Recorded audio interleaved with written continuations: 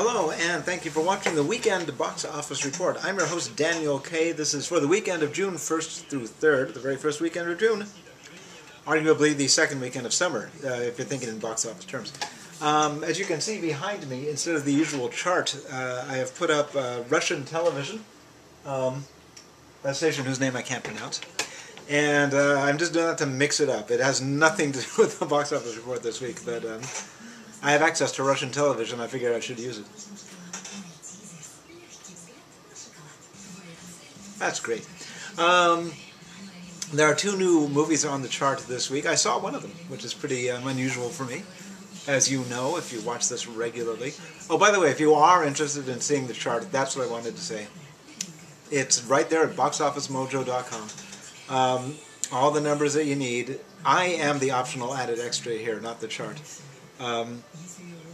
You don't need me for any of this, but you got me anyway.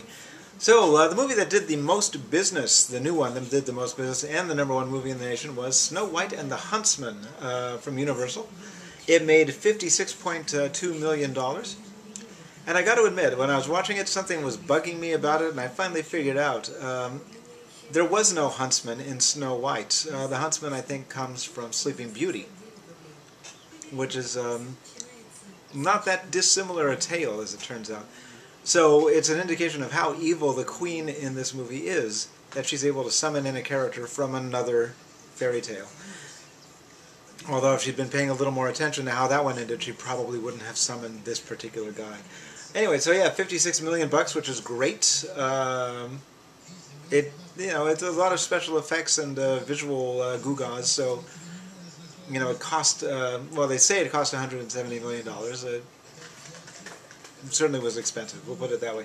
But they're always lying about that stuff. Anyway, it made a healthy 15,000 per screen. At the very bottom of the chart, at number 10, a movie called For Greater Glory from Arc Entertainment. It made $1.9 million for Lesser Glory. The Avengers made $20 million, rounding up $552 million for its 5-week run so far. Men in Black 3 made $28 million and $111 million so far, so everybody's happy.